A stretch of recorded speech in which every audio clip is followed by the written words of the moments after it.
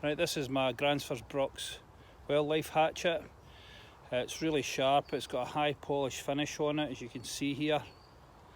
And I like to keep it in tip-top condition, and it is really sharp at the moment, but what I like to do is just give it a quick strop before I start any chopping with it while I'm out in the field, just to keep that edge razor sharp. And what I do is I use a leather belt and stropping paste. In this case it's the Smurf poo I'm going to be using, and I'll show you how I go about doing that to keep this axe in tip-top condition. Right, this is the Smurf poo that I use. This is a new block I've got, and you can see my belt is getting a bit patchy here, so I need to get a good coating. So what I do, just attach it to the tree, to a carabiner, and then just scrub on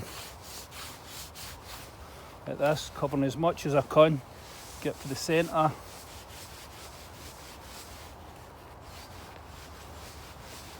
You don't really need that much, I find. This has already got green paste on it. Don't know if you can make that out, but it's just to give it a wee top up. It's cold out here this morning, so it's actually quite difficult trying to get it to stick to the leather. Right, so usually I find that's enough coating there. Now, a bit of advice for you: if you've got a fire going, sit your leather strop next to it. It just heats it up a bit, and it makes this stropping paste a lot easier to go on if the belt is nice and supple. Okay, right, so that's the blue Smurf poo, and this is my leather strop, and this is what I use for the axe. I'll show you what I do next.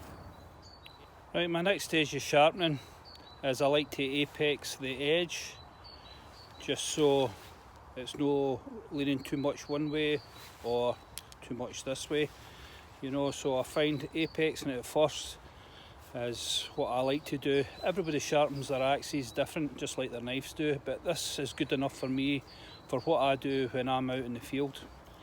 And one of the things I've picked up over the years to make sure I get the apexing right is get yourself a Sharpie pen and just run over the edge, just so you can see it. I think this one's actually dried out, it's been sitting in there that long.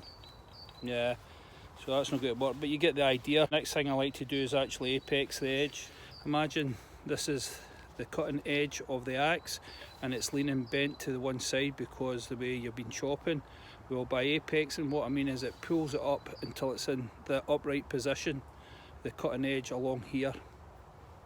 Okay, in this case, the cutting edge up here. And all you have to do is nice light strokes for the heel to the toe. I find that's good enough. And then switch it around for the toe to the heel,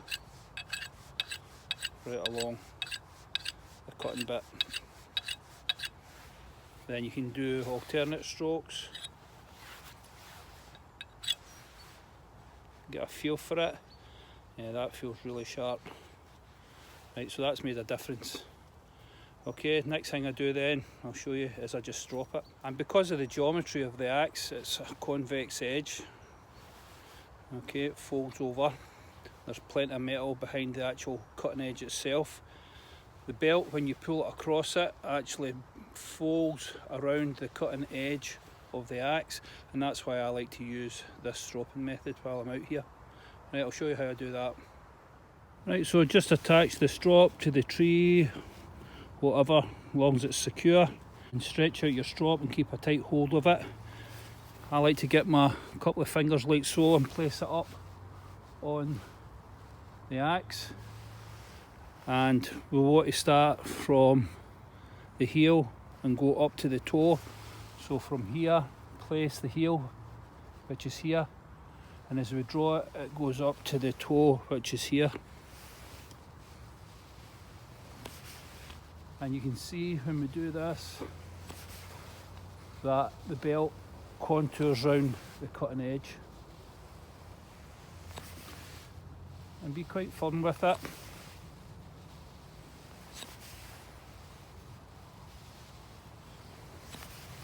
And I like to start off doing one side and then the other. And you'll start to get a feel for it.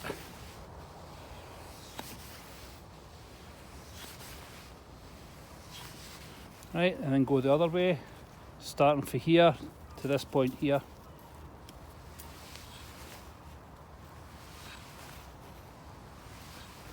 And you can see it's starting to buff up and become more shinier. And then just go alternate strokes.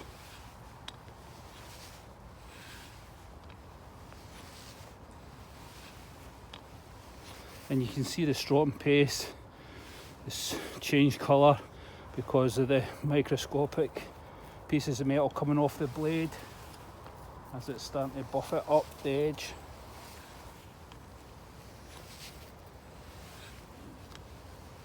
And I like to change my grip so it's around the neck.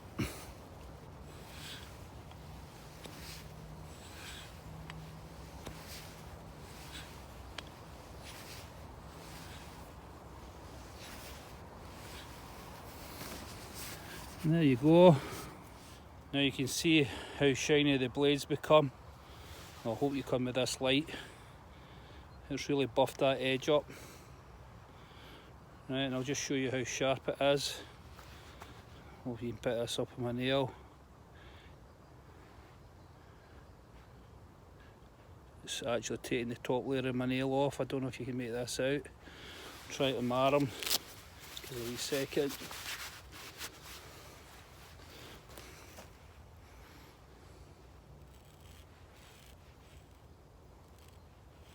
That is sharp. Oof. That's scary sharp.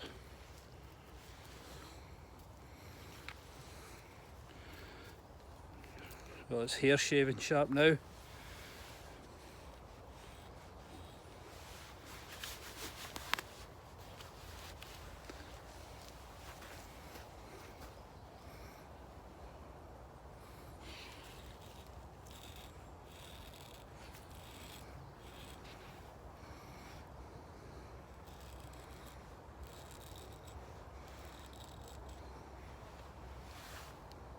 Now, I'm sure you can make the hairs out there. So there you go, and that's how I go about sharpening it. And I try not to let the edge go too far. So every time I'm out, as soon as I finish, I like to apex the edge, just like I showed you, and then give it a quick strop, and I find this keeps this Gransfor Bruks wildlife hatchet in tip-top condition and ready to go the next time I go out. So what I like to do is actually bang the log off the tree stump at the edge, not in the middle of the wood, okay, but at the front edge here. And what that does is prevents my hand getting jammed down here by doing that, and I'll just show you what I mean by that. So make sure it's in embedded. My hand's still clear, I can still move in and out. Give it a slight adjustment. Same again, bang the front. There you go. And it just splits it like that. Then when you get it to this stage, what I like to do is turn the flat down and it stabilises it a bit easier for you. Same again, coming at a 45-degree angle. Make sure it's bedded in. Up the taps. Fix the angle again until you're happy. And then just go for there.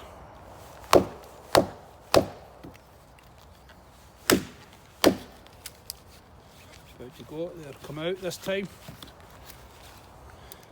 Just place it back in.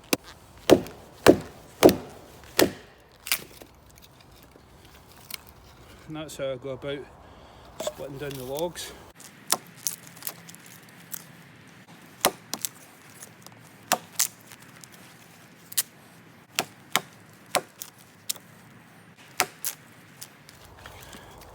So there you go. I'll split all that wood down in a couple of minutes, and that's one of the advantages of having a small hatchet. It does a great job at getting your kindling ready for your fire, and it's very easy and very convenient way of splitting wood. You can also feather stick with the axe, grip up round the neck,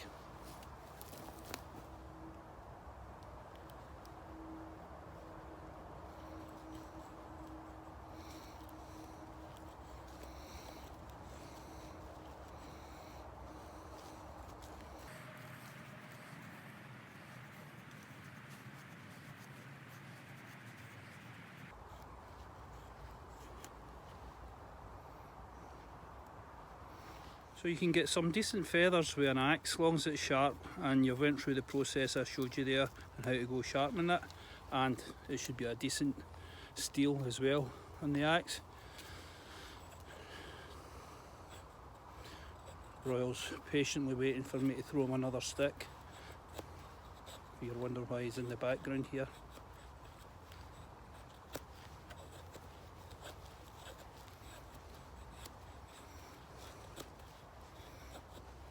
That one you can put your finger on top and push down.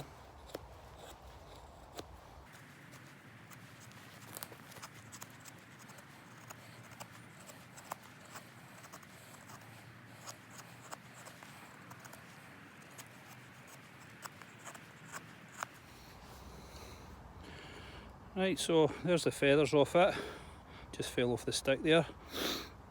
Well, I was throwing a stick for Royal, but they're okay, and I think that'll take to a fire steel no problem. Right, I'll show you another method of doing feathers. Right, what I've done here is embedded the heel of the axe into this pine tree, and this allows us to use the draw method, and I'll show you how I go about executing that. Right, so here's my piece of pine, and all I need to do is find the angle on the bit edge.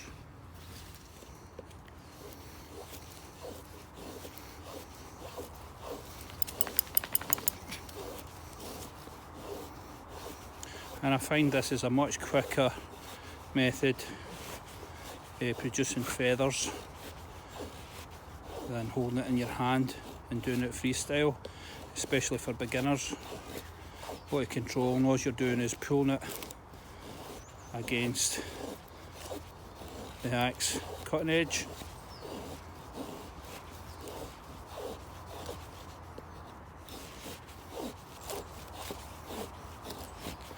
And all you need is maybe 3 or 4 of these feather sticks to get your fire going. So there you go, really quick, fast and efficient. That's just using the cutting edge embedded in the tree, so I would recommend that. It's the quickest way of doing it I've found for myself. Another thing I like to use my hatchet for is clearing the limbs off trees when they've come down, just like this one, to the front.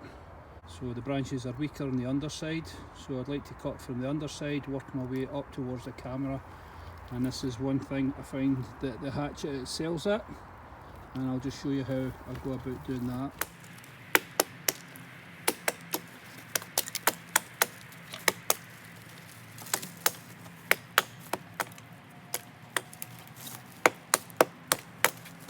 And as the branches get a bit thicker like this, put a bit of pressure on them, cut at the base, pressure, cut, like that.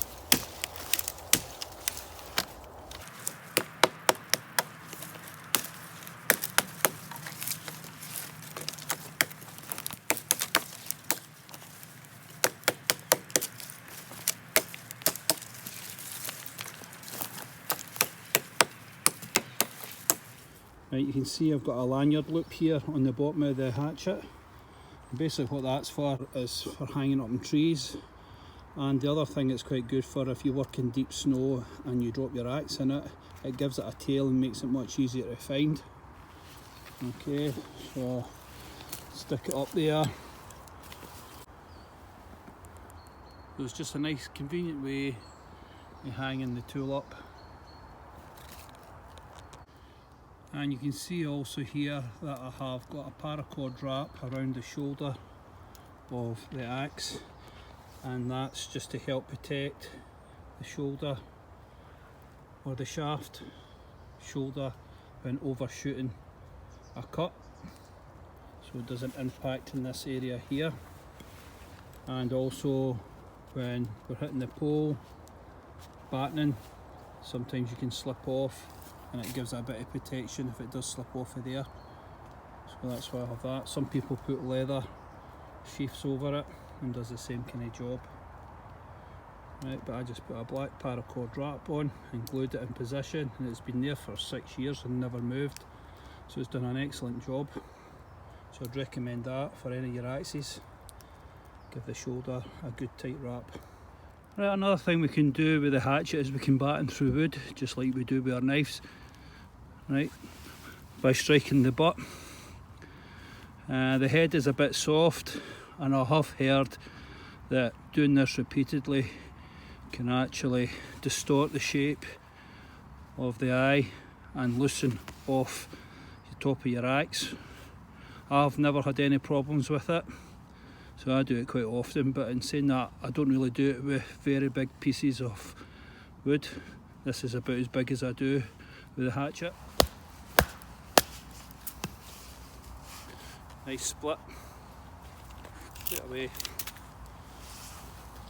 Oh, what are you doing? Smelly dog. Right here. Right, so obviously Royals want to play. Right, so there we go. Another bit, slightly bigger this time.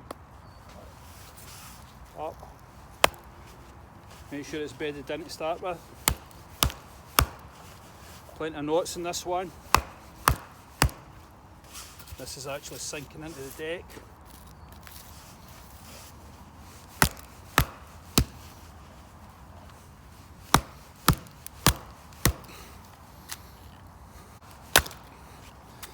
There you go.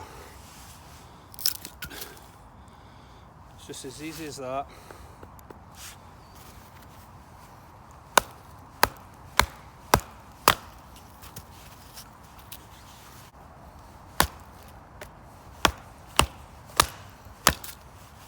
So I find that's an advantage of working with the hatchets.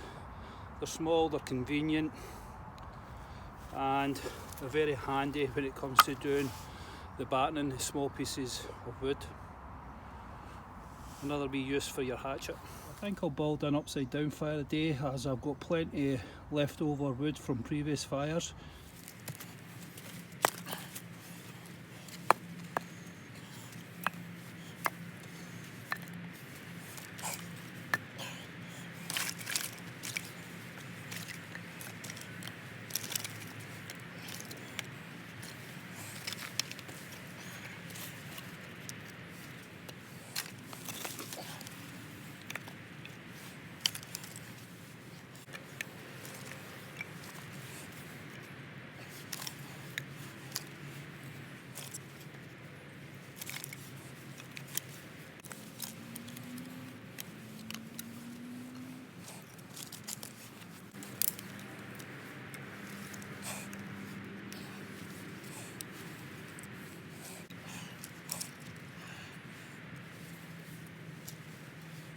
So here's the upside down fire with some of the feathers we done earlier,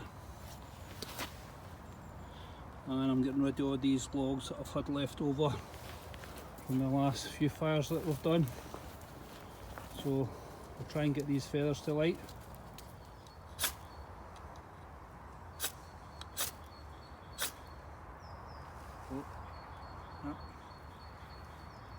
Oh, there we go.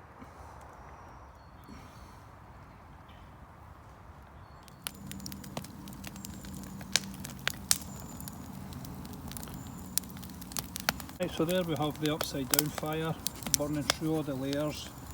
It's actually been burning quite slow, as most of the pine wood is frozen, but it's producing some amount of heat. And you can see Royal, as per usual, is waiting for his lunch. So there you go guys, there's a quick way of getting a fire prepped, up and running, even if the wood is frozen. That's us finished, and as I say, I like to give it a wee strop just before I put it away to keep it in tip-top condition. Just a quick going over.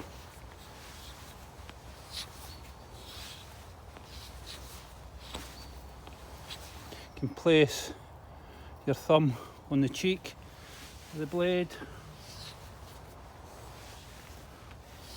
or down at the top of the beard. It all depends on how flexible you are with the fingers and what actually works for you and what's comfortable. And that's really all I do.